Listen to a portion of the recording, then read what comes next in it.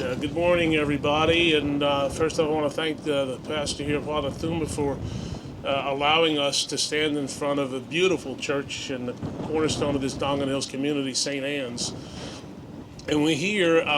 We're very pleased to be joined by a great district attorney, Michael McMahon, Senator Jessica Scarcella-Spanton, Borough Commander Eager, Assistant Commissioner Elton Foster, and we're going to call up Father Thuma in a moment.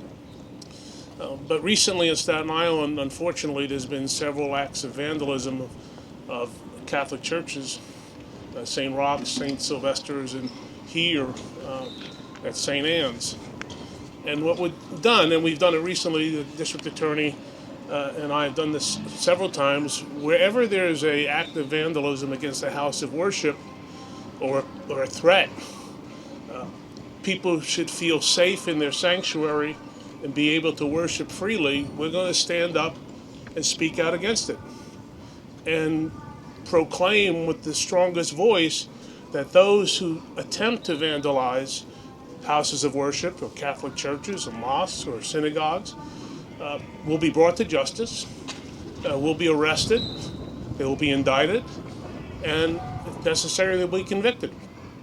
So we stand here in solidarity with our Catholic brothers and sisters and all those of faith to say on Staten Island, you should feel safe at your church or wherever you pray. And religious freedom is at the cornerstone of who we are, or is the cornerstone of who we are, and we will defend it firmly, peacefully, and without apology. And when there are acts of vandalism and defacing buildings and desecration of religious symbols of faith, there's going to be a consequence. So don't do it, and if you do it on Staten Island, you will be held accountable. As we mentioned a few weeks ago, in the First Amendment of the United States Constitution Bill of Rights, the very first words that the founders thought was the most important thing was the freedom, the expression of religion. And we will stand by that here 250 years later to ensure that whoever wants to come and pray should do so without apology, without consequence, and without fear of being attacked. So with that, I want to call up, as I mentioned, our great district attorney who will bring us up to speed on these recent acts, Michael McMahon. Michael? Thank you. Good morning, and thank you, Mr. Borough President, for your continued leadership.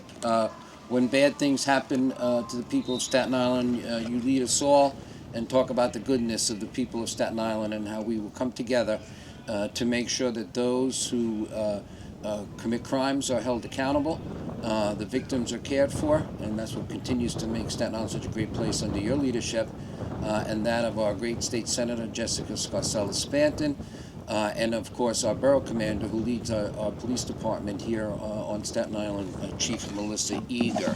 As the borough president said, we are gathered here together at the gracious invitation of the leader of this church, the pastor of this church, St. Anne's, as well as the pastor of St. Sylvester's, Father Jacob Tuma, and we appreciate him very much letting us come, and we continue to work with him and his congregants to make sure that they are safe.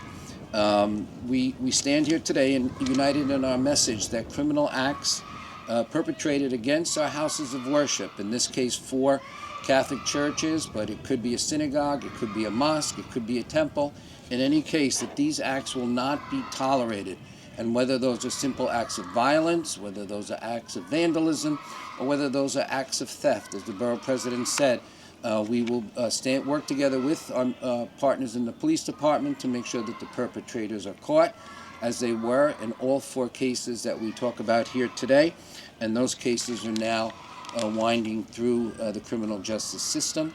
The thefts at Sacred Heart have had an arrest. The theft at St. Roch's has had an arrest. And of course the act of vandalism at St. Sylvester's and the physical attack here at St. Anne's as well. And even though we've made arrests, and we're happy to report that, we thank the members of the NYPD, and let's face it, and you saw in the arrest here at St. Anne's, being a police officer is not an easy job. The men and women of the police department put on that uniform, and every day they do not know what's going to happen during that day. And in this case, we had 2 officers here who heroically subdued the individual and put him into custody, and we thank them for that. We understand that they are healing well and should be okay, and we thank God for that. If I can say that, Father Jacob, am I allowed to invoke God's name? Thank you.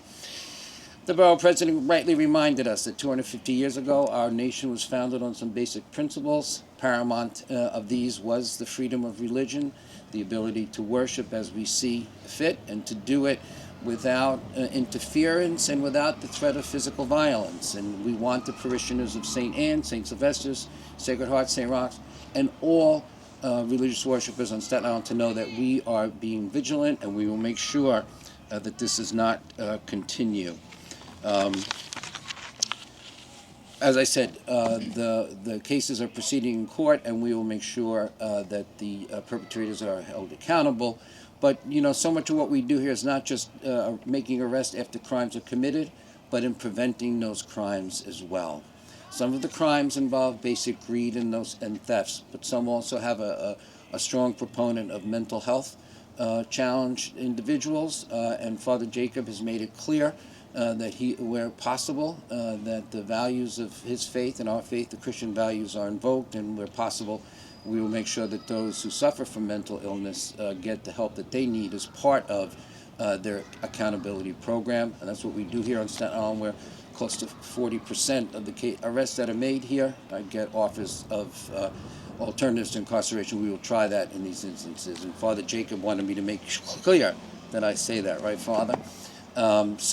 I thank my colleagues, and again, we want the people of Staten Island to know that we are remaining vigilant, and we will continue to protect their right to worship without fear or concern for their safety. Thank you so much, and at this time I'll turn it back to the Borough President.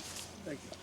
Thank you very much, District Attorney McMahon. We're grateful that you are where you are, and we come together. I know recently the next person spoke out, and we wanted to have her here today once again to join us in solidarity, and that's State Senator Jessica Scarcella-Spanton.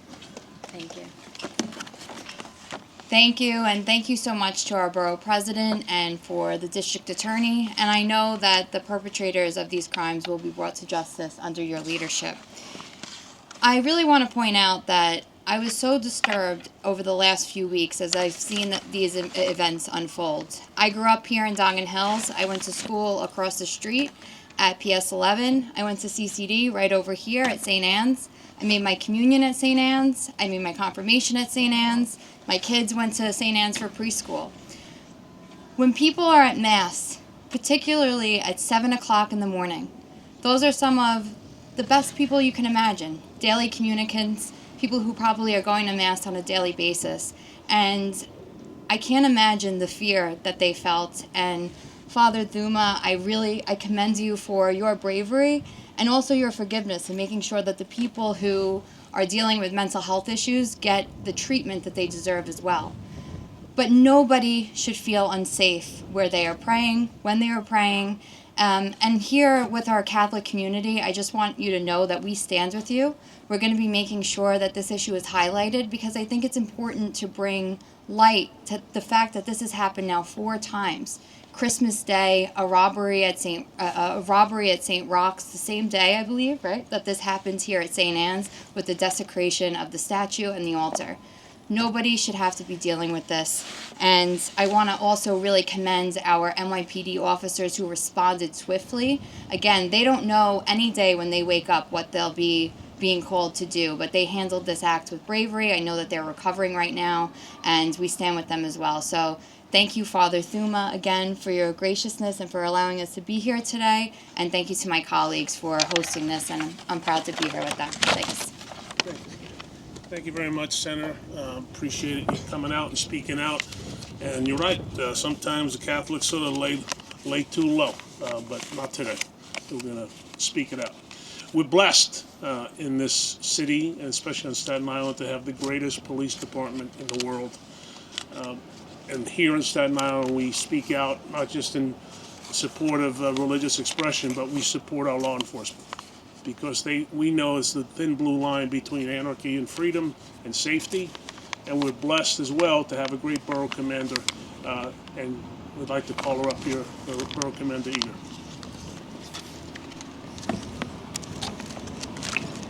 Thank you, Borough President Fossella, and I want to thank all our partners here for their support as we stand together today for public safety. So good morning, everyone, and thank you for coming today. I'd like to update you on some recent events and assure you that your safety and the safety.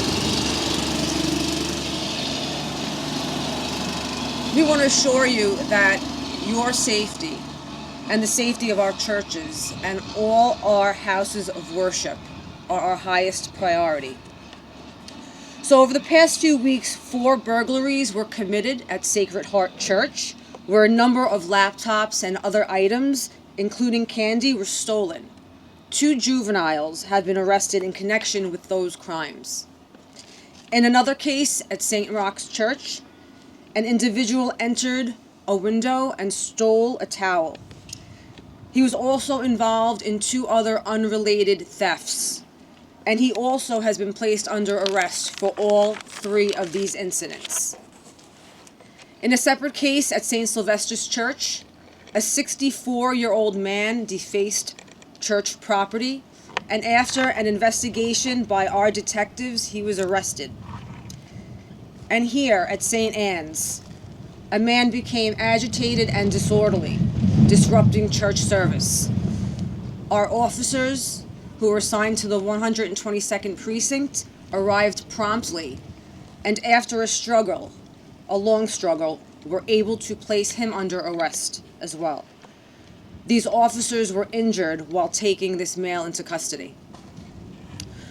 So I want to emphasize that none of these incidents indicate the targeting of churches due to religious affiliation. These acts were of opportunism and theft, with a separate incident involving a mentally ill person. That said, any incident, especially a disruption of service, that occurs at any house of worship generates serious concern from our community, and we know that. And therefore, a swift and appropriate response from the NYPD, including an investigation, a comprehensive investigation by our Detective Bureau, is warranted.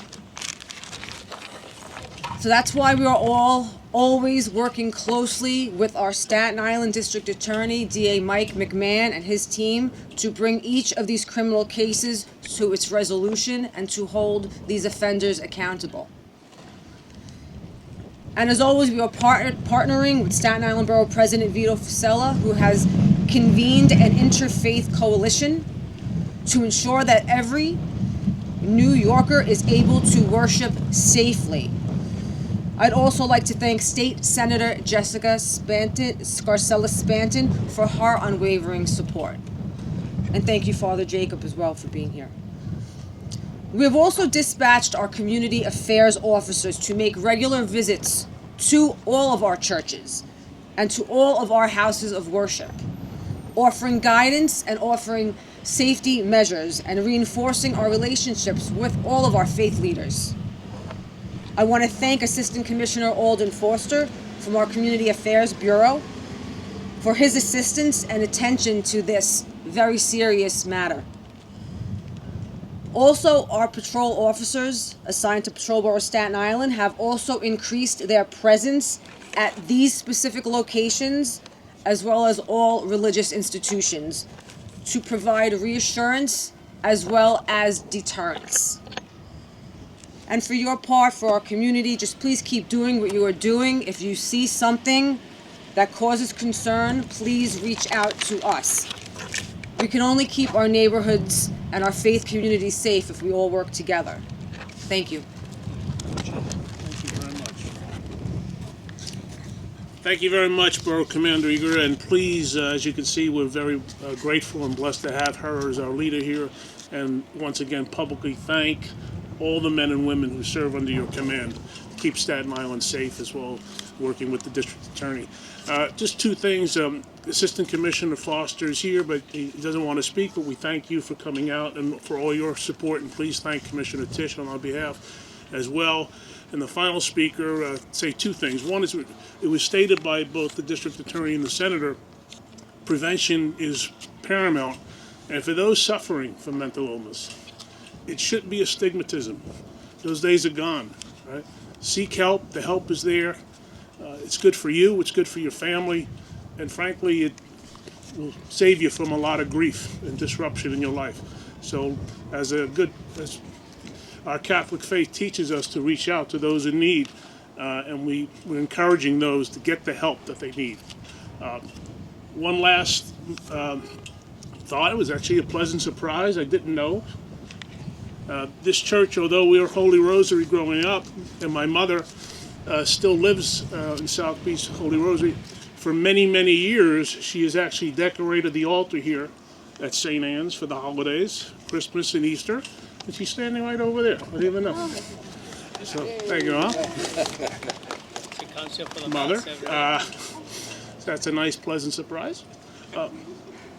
With all that said, the gentleman who had to endure the encounter and is the leader of this flock here at St. Anne's, Father Jacob. Father Jacob. She came to make sure you get this right.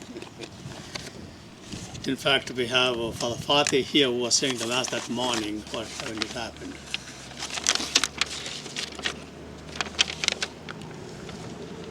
With the parishioners and clergy of St. Anne's Church, we wish to address the incident that took place on Friday, January 9th, 2026, with clarity, gratitude, and prayerful concern. On behalf of the parish that a wider Staten Island community, we express our profound gratitude to the men and women of the New York City Police Department, NYPD. The swift response, professionalism, and unwavering dedication during the 7 a.m. Mass helped preserve the safety of a space meant for prayer and peace. Their vigilance reminds us of the commitment required to protect all houses of worship across our borough. Because of their courage, potentially a more serious situation was prevented. I thank State Senator Jessica Scarcella-Spanton, NYPD Chief Melissa Eager, Deputy Commissioner Alden Foster. We also wish to thank the Staten Island Borough President Vito Fossella. Of course, his mother comes to the Mass here, weekends and weekdays most of the time here. And District Attorney Mike McMahon, for their clear commitment to ensuring the sanctity and security of all churches, synagogues, mosques, and temples. The leadership reassures faith communities that threats against sacred space will be met with resolve. At the same time, this incident highlights an urgent societal concern, the need for enhanced services and compassionate care for those suffering from mental illness. We must continue to invest in mental health resources that support families and provide timely intervention before crises occur. We ask the public to join us in prayer for the individual involved in this incident, that he may receive the healing he needs, and for the injured police officers and their families. We also pray for those in our congregation who were shaken by this event.